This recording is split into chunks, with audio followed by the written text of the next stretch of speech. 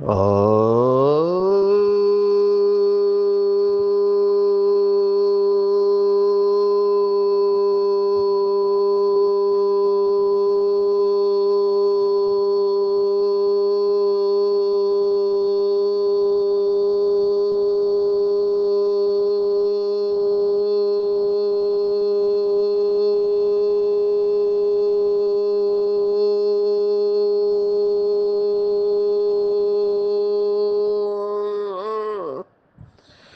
शांति।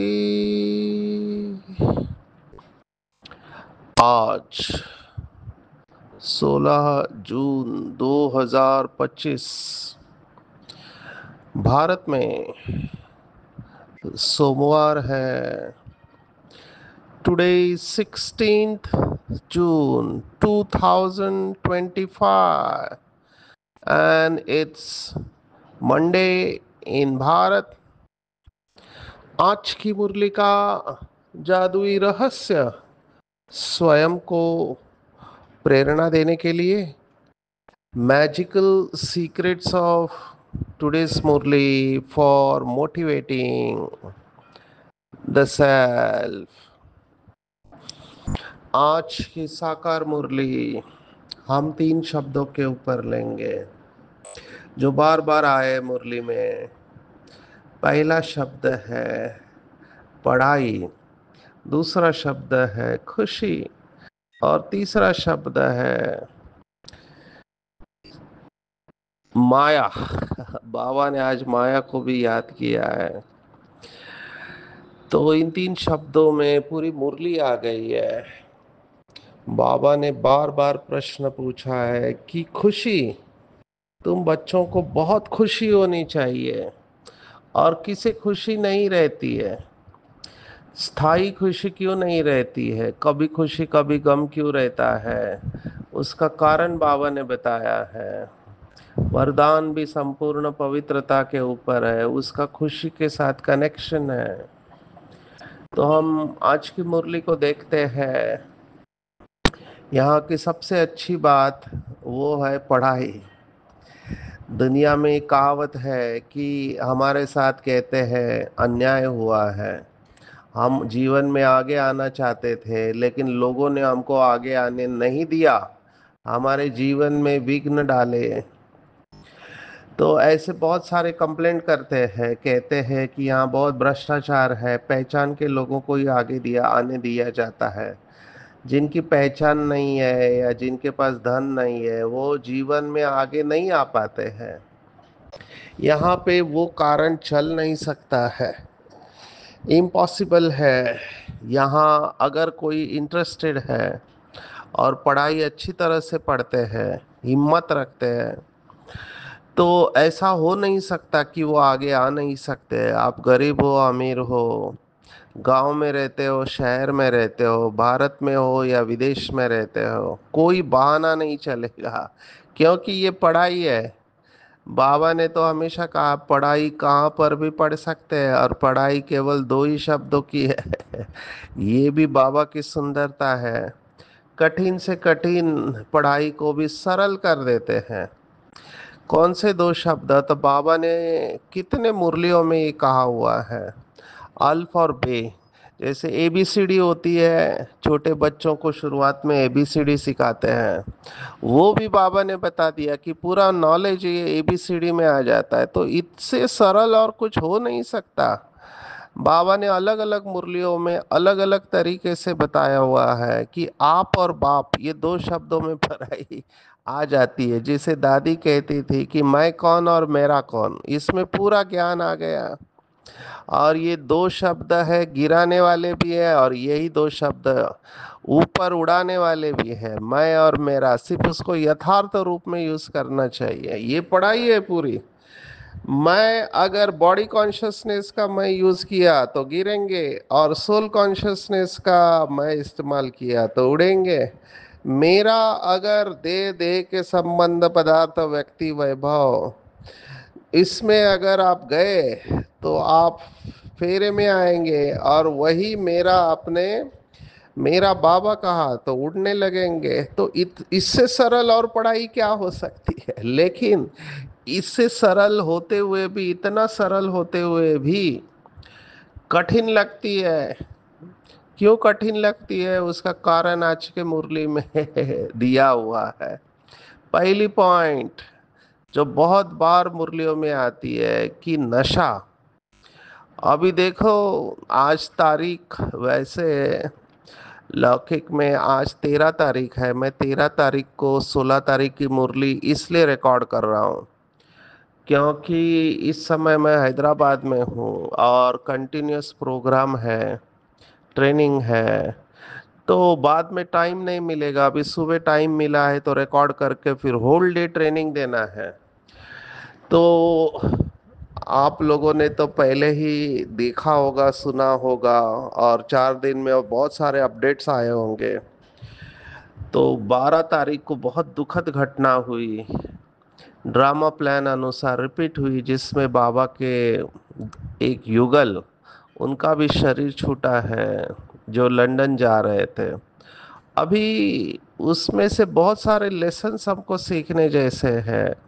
आज का वो सब्जेक्ट है नहीं।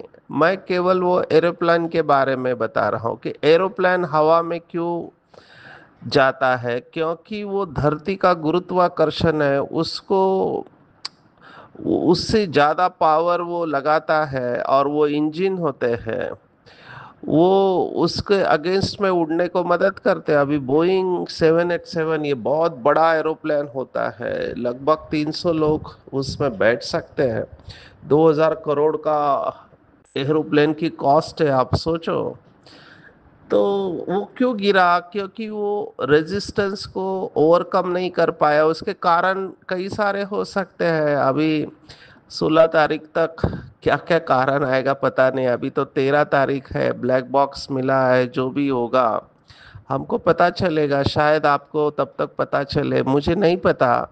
पर प्राथमिक निष्कर्ष से पता चलता है कि दोनों इंजन फेल हुए हैं, जो कि बहुत एक्सट्रीमली रेयर बताते हैं, या फिर कोई पंछी अंदर घुस गया, जो भी हुआ हम नहीं जानते हैं।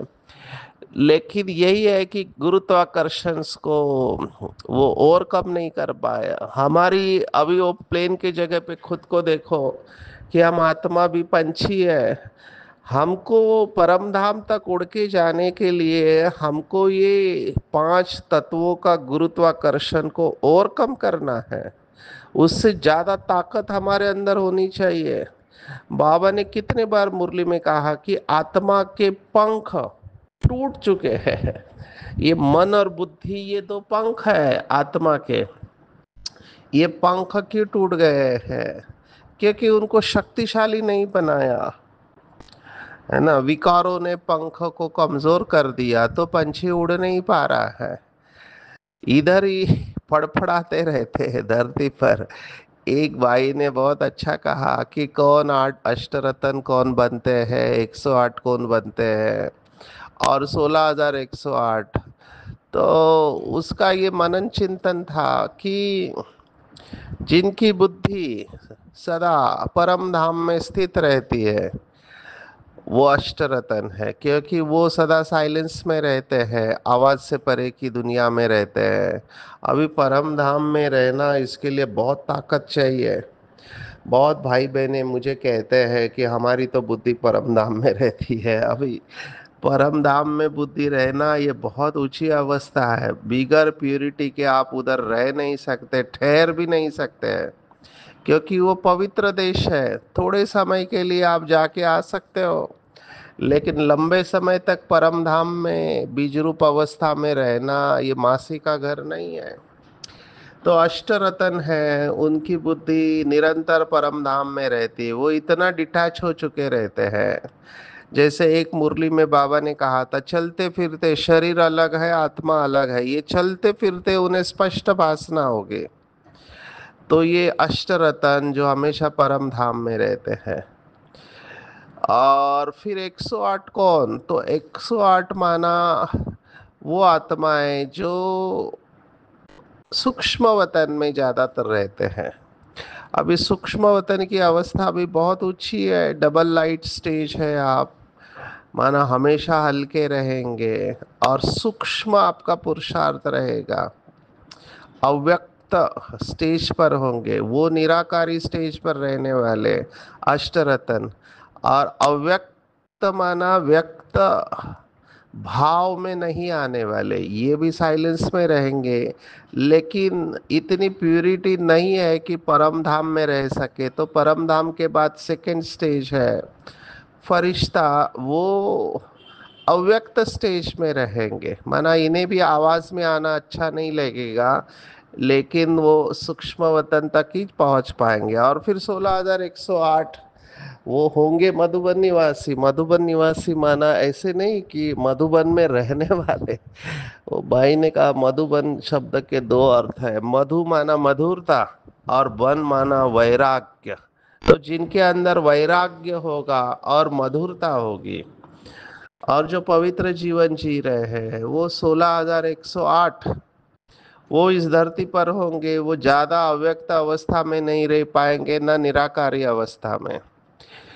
अभी ये उस आत्मा का मनन चिंतन था। कहने का भाव ये है कि हमारे पंख कितने शक्तिशाली है, वो चेक करना चाहिए। बाबा बार बार मुरली में कहता है कि बच्चे मुझे याद करो, मुझे याद करो, चलते फिरते उठते बैठते खाते पीते जागते सोते मुझे याद करो। इतना इम्पोर्टेंट बात होते हुए भी क्यों हमारी बुद्धि हम पुरानी दुनिया से, देह के संबंधों से निकाल नहीं पा रहे? मुझे तो वंडर लगता है। तुरंत वैराग्य आ जाना चाहिए।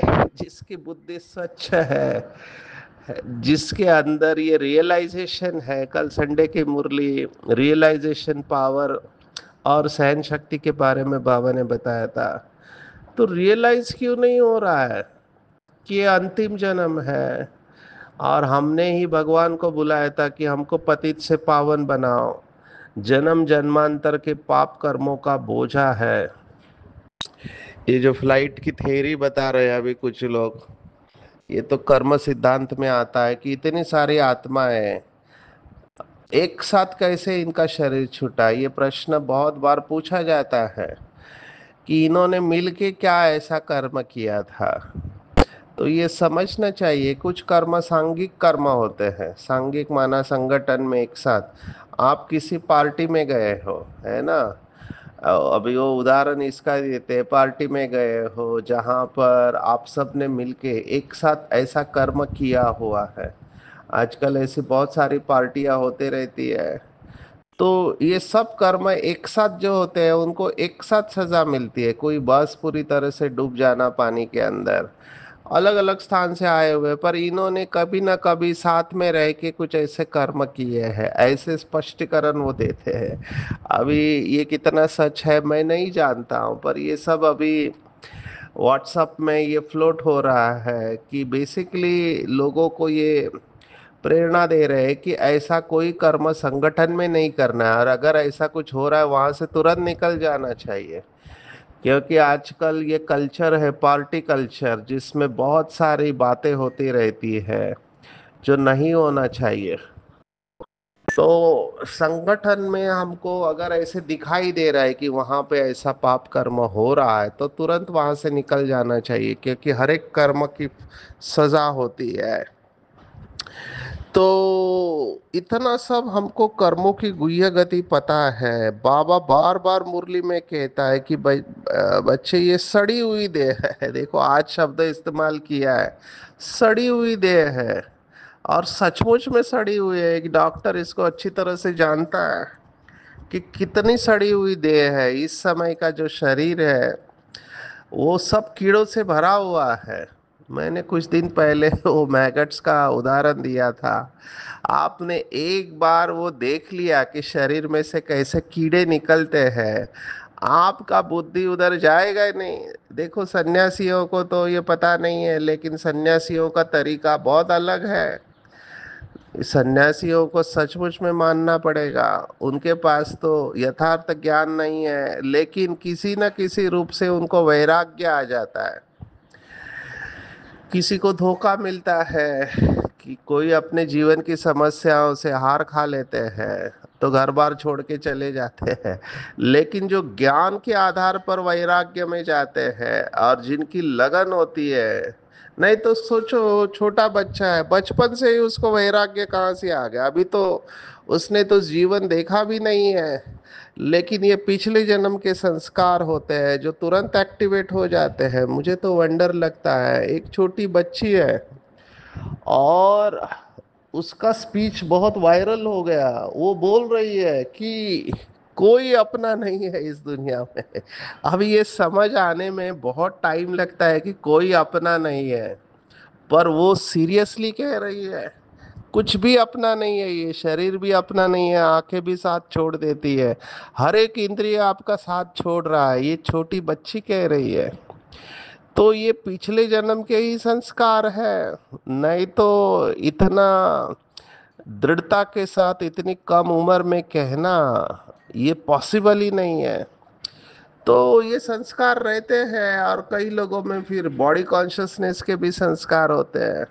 बाबा बार बार हमको पुरानी दुनिया से बुद्धि निकाल रहा है, मित्र संबंधियों से निकाल रहा है।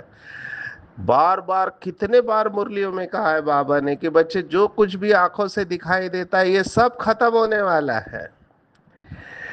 कीचड़े से निकाल फूल बनाने बाप आए हैं, तो ऐसे बाप का फिर रिगार्ड भी रखना है। कितने बार बाबा ने ये कहा, लेकिन फिर भी ये बातें बुद्धि में बैठती नहीं है, तभी फिर बाबा को भी कहना पड़ता है, अहो वम माया। आज तो माया को देखो बाबा ने कैसे याद किया है। माया को बाबा ने आज कहा है, बहुत अच्छा एटीट्यूड बाबा ने कहा है कि जो बाबा को बार बार कहते कि बाबा संकल्प और स्वप्न में भी माया आती है, आप माया को कहो कि हमारे पास नहीं आए। अभी बाबा को भी पता है बीमारी क्या है, बच्चों को भी पता है बीमारी क्या है, लेकिन इतना तो आपको कंसेशन नहीं मिलेगा। जो कहते हैं माया तो बड़ी जबरदस्त है, हम कैसे चल सकेंगे? अगर ऐसा सोचा तो माया एकदम कच्चा खा लेगी। अब ये वाक्य मुझे बहुत इंपॉर्टेंट लगा। बाबा ने देखो जो ऐसा सोचते हैं तो एकदम कच्चा खा लेंगे। माना यहाँ पे बाबा एक बहुत बड़ा प्रिंसिपल बता रहा है कि मन के हारे हार, मन के जीते जीत। आपने अगर थॉट ही कमजोर क्रिएट किया, आपका संकल्प ही कमजोर है, तो जैसा संकल्प वैसी स्थिति तो बने नहीं है। तो आपने अगर खुद को कमजोर समझा कि मैं कमजोर, माया शक्तिशाली है, तो फिर माया आपके ऊपर हावी होनी ही है। इसके ऊपर उपनिषदों में भी बहुत बड़ी कहानियां सुनाई हुई है। स्वामी विवेकानंद की भी कहानी बहुत प्रसिद्ध हुई। देखो पूरी दुनिया को बदलने चला था, सन्यास लिया था। अभी एक समय ऐसे बताते हैं उनके पीछे बंदर पड़ गए। अभी बंदर पड़े तो ये डर गए और ये भागने लगे। जैसे ये भागे तो बंदरों, बहुत सारे बंदर इसके पीछे भागने लगे। अभी क्या करे समझ में नहीं आ रहा है। इसमें बहुत सारे वर्जन है इस कहानी में। उनको रास्ते में कोई वरिष्ठ सन्यासी मिलता है, वो कहता है भाग क्यों रहे हो, डट कर सामना करो। और कई बार ऐसी भी कहानी है, खुद वो सोचते कि मैं भाग क्यों रहा हूँ, मेरे हाथ में तो डंडा है। तो वो डट कर जब सामना करते हैं तो बंदर फिर भागने लगते हैं। तो ये उदाहरण उन्होंने खुद दिया है स्वामी विवेकानंद के जीवन में। ये हमारे लिए भी लागू पड़ता है। परिस्थिति जब आती है अलग अलग रूप में, है ना, आज की मुरली में जो बार बार आया है कि मनसा में संकल्प चलते हैं, है ना, या फिर ऐसे ऐसे स्वप्न आते हैं, विकारी स्वप्न आते हैं, डर जाते हैं। ये डर का संस्कार भी बहुत बड़ा संस्कार है। कई लोगों में डर का संस्कार होता है। हमारे तो एक आत्मा भाई कहता है कि हमारी सभी बहनें मास्टर सर्वशक्तिवान हैं, और ब्रैकेट में लिखते हैं केवल कोकरोच, चूहा और छिपकली से डरने वाले, बाकी मास्टर सर्वशक्तिवान है। अब ये छोटे छोटे जानवर है, कॉकरोच कितना छोटा है लेकिन उसका डर लगता है, चूहा का डर लगता है, छिपकली का डर लग सकता है, वो हमारे सामने कुछ भी नहीं है। हम 5-6 फीट वाले हैं लेकिन डर लगता है। ये एक एग्जाम्पल मैं बता रहा हूँ एज ए डॉक्टर, क्योंकि ये केसेस आते हैं साइकोलॉजी में जिनके अंदर ये बहुत फियर होता है, फोबिया जिसको कहते हैं। अलग अलग प्रकार के डर होते हैं। ऐसे ही ये माया से भी डरने का डर है। बाबा ने कहा आप हिम्मत रखो। अच्छे अच्छे बच्चों को माया रूपी ग्रह एकदम हप कर लेता है। अपने को छुड़ा नहीं सकते, खुद भी समझते हैं हम माया के थप्पड़ से छूटने चाहते हैं, परंतु माया छूटने नहीं देती है। कहते हैं बाबा माया को बोलो ऐसे पकड़े नहीं। अभी बाबा का जवाब देखो क्या है। अरे यह तो युद्ध का मैदान है ना, मैदान में ऐसे थोड़े ही कहेंगे इनको कहो हमको अंगुली न लगाए। आपने बी के लाइफ में आते ही चैलेंज किया है माया को कि हम माया के ऊपर संपूर्ण विजय प्राप्त करेंगे, तो माया तो छोड़ेगी नहीं।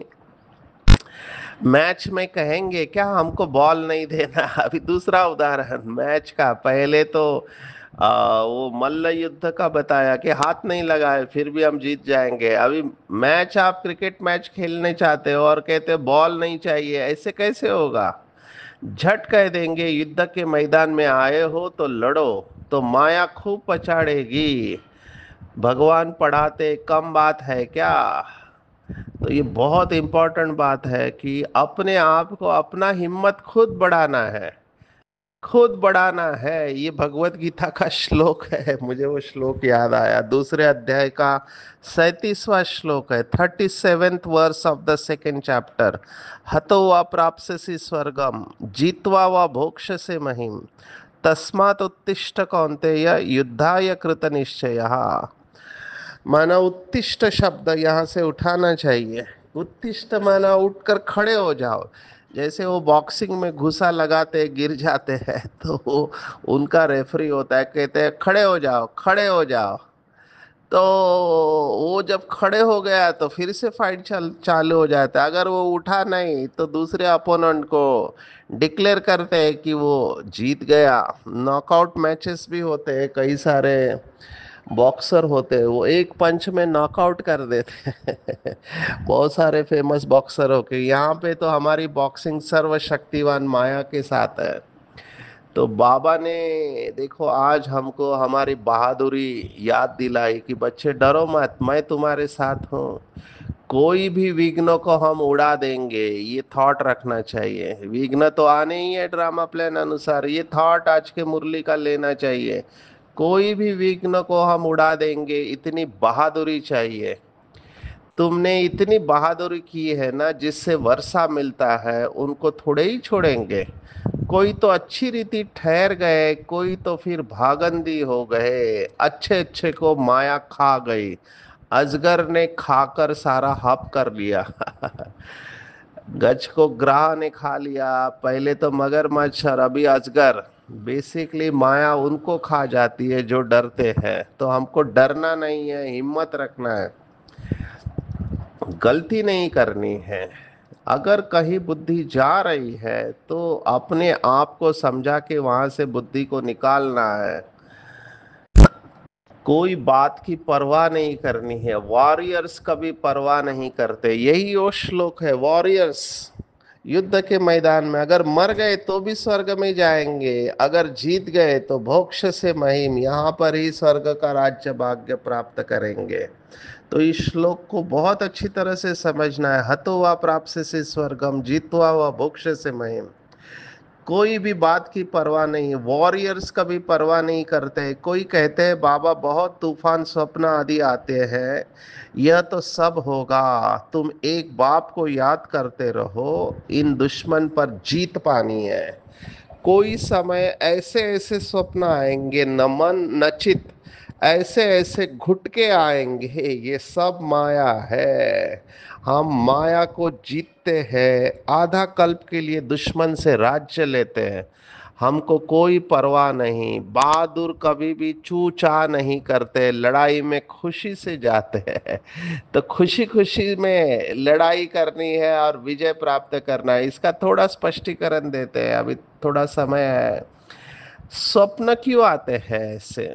तो प्लीज अंडरस्टैंड, ये हमारा सबकॉन्शियस माइंड है। हमारे अंतर मन में ये सब इच्छाएं दबी पड़ी है। समझो किसी के अंदर काम विकार की इच्छा है और बाहर से उसने दमन करके रखा हुआ है, माना बाहर से वो मन को दबा के रखता है। कोई देहदारी पसंद है तो बाहर तो उसने कॉन्शियस माइंड या चेतन मन के द्वारा दबा के रखा है, लेकिन जैसे ही रात को सो जाते हैं तो चेतन मन भी सो जाता है और वो अंतर मन में जो सूक्ष्म में इच्छा रही है काम को भोगने की, वो फ्री हो जाती है और वो सूक्ष्म में स्वप्न में वो सभी क्रियाएं कर रहा होता है। ये इसका स्पष्टीकरण है। इसलिए बाबा कहता है इच्छा मात्र अविद्या। ये दबी हुई इच्छाएं स्वप्न में बाहर आ जाती है और जितना हम योग करते जाएंगे, जितना हमारा योग बढ़ता जाएगा, अंदर से संतुष्टता आएगी, भरपूरता का अनुभव होगा, तो ये इच्छाएं धीरे धीरे समाप्त हो जाएगी। तो इसलिए हिम्मत रखना है। कई लोग ऑन द वे ही हिम्मत हार जाते हैं, कहते नहीं हमारा पार्टी नहीं है, बार बार ऐसे हो रहा है, कब तक चलते रहेंगे। जो ऐसा सोचेंगे डेफिनेटली उनको हारना ही है। इसलिए ऐसा थॉट भी क्रिएट नहीं करना है। बाप कितना श्रृंगारते हैं, ऊंचते ऊंच भगवान, कितना खुशी से पढ़ना चाहिए। ऐसी पढ़ाई तो कोई सौभाग्यशाली ही पढ़ते हैं और फिर सर्टिफिकेट भी लेना है। बाबा कहेंगे तुम पढ़ते कहाँ हो, बुद्धि भटकते रहती है तो क्या बनेंगे। लौकिक बाप भी कहते इस हालत में तुम तो नापास हो जाएंगे। कोई तो पढ़कर लाख कमाते हैं, कोई तो देखो धक्का खाते रहते। आज डॉक्टर का कहा 1 लाख रुपए, आजकल तो 1 लाख रुपए कुछ नहीं है। बहुत लोग बहुत सारा रुपया कमाते हैं, बहुत सारे बिजनेस है। राजाओं की बात आज ये आई है मुरली में कि रॉयल्टी होती है, नजराने को सीधा नहीं लेते, वो सेक्रेटरी को कहते हैं। तो हमको भी ऐसा राजा बनना है, रॉयल है, हम ऊंचे बाप के बच्चे हैं, तो छोटी छोटी चीजों में हमारी बुद्धि नहीं जानी चाहिए। यहाँ पे कोई चालाकी करता है तो बाबा ने कहा हो नहीं सकता है, अपना ही नुकसान करते हैं। समझो कोई विकार में जाके क्लास में आके बैठता है तो वो छिप नहीं सकता है। वो सोचते हैं किसी को पता नहीं चलेगा। बाबा कहता असंभव है, आप अपने ही पाप कर्म को बढ़ा रहे हो। बाबा जब चाहे तब ये सब देख सकता है, लेकिन बाबा ड्रामा में इंटरफियर नहीं करता है। हमको अपने आप को, जो कल की मुरली थी, सहन करना और रियलाइज करना। तो अगर समझो किसी के जीवन में बहुत सारे पेपर आते हैं, सहन करना है। ऐसे भी मरना है तो क्यों ना बाप की याद में शरीर छोड़े, सहन करके विकारों को परिवर्तन करना है। देखो आज का वरदान भी आज्ञाकारी भव के ऊपर है, बहुत सुंदर है। ये मैंने मुझे याद है 20 साल पहले लिख के रखा था, आज तक ये बात बिल्कुल पक्की है मनसा वाचा कर्मणा की, कि मनसा पवित्रता अर्थात संकल्प में भी अपवित्रता के संस्कार इमर्ज न हो। सदा आत्मिक स्वरूप अर्थात भाई भाई की स्मृति, तो मनसा में भाई भाई की स्मृति। वाचा सत्य और मधुर हो, सत्य हो और मधुर हो, कम बोलो धीरे बोलो मीठा बोलो, में सत्य भी बोलो। और कर्मणा में हमेशा नम्रता का गुण होना चाहिए, संतुष्टता होनी चाहिए और हर्षित मुक्ता हो। इसी आधार पर नंबर मिलते हैं। तो मनसा वाचा कर्मणा के लिए बाबा ने धारणा बताई है। और ऐसे संपूर्ण पवित्र आज्ञाकारी जो बच्चे होते हैं, बाप भी उनका गुणगान करते हैं। देखो कितनी बड़ी बात है, आज्ञाकारी बच्चों का स्वयं भगवान गुणगान करते हैं। वही अपने कर्म से बाप के कर्तव्य को सिद्ध करने वाले समीप रत्न है। तो आज्ञाकारी बनना है, कभी भी बहाना नहीं देना है, बाप का रिगार्ड रखना है, संबंध और संपर्क स्थिति में लाइट बनना है, दिनचर्या में लाइट नहीं। कई लोग दिनचर्या को लाइटली लेते हैं, उठे नहीं उठे अमृत वेला, मुरली सुनी नहीं सुनी, क्लास में गए नहीं गए नहीं, इससे अलबेलापन आ जाएगा। कई लोग ये सोचते हैं हम तो है ही बाबा के, बिल्कुल नहीं, अलबेलापन आएगा तो माया फेंक देगी बाहर। अंतर्मुखी रहना है, कैसी भी परिस्थिति हो, अपने आप को परिस्थिति में एडजस्ट करना सीखना है। अकेले हो या संगठन में, दोनों में एडजस्ट होना, ये है ब्राह्मण जीवन। आज की पूरी मुरली में टेक होम, टेक होम अगर आप मुझे पूछो तो नशा होना चाहिए, खुशी होनी चाहिए। कभी मन न चित्त में था कि स्वयं भगवान टीचर बनकर मुझे पढ़ा रहा है। वॉरियर्स है हम, वॉरियर्स माना योद्धे है, वॉरियर्स योद्धे है, कभी परवाह नहीं रहती है उनको। तो माया रूपी दुश्मन पर विजय प्राप्त करनी है, डरना नहीं है माया से। गुप्त रूप में प्रवेश करती है, इसलिए इसको परखना और संभालना है। कई लोग हमको बहुत सारी बातें सुनाएंगे, लेकिन परखना है कि ये सत्य है या यहाँ पर माया है। मुरली कभी भी मिस नहीं करनी है। कोई भी देहदारी में, पुरानी दुनिया में बुद्धि नहीं जानी चाहिए। ये सड़ा हुआ शरीर है, किचड़ा है, तो यहाँ पे बुद्धि जानी नहीं चाहिए। मनसा वाचा कर्मणा, संपूर्ण पवित्र रहना है। मनसा भाई भाई की स्मृति, वाचा सत्य और मधुर, कर्मणा में नम्रता, संतुष्टता और हर्षित मुक्ता। आज्ञाकारी बनकर बाप की दुआएं लेनी है। संबंध, संपर्क और स्थिति में लाइट बनना है, दिनचर्या में टाइट लाइट नहीं बनना है। और अंतर्मुखी रहेंगे तो किसी भी परिस्थिति में, हिलाने वाली परिस्थिति में भी स्वयं को एडजस्ट कर सकते हैं। अच्छा, ओम शांति।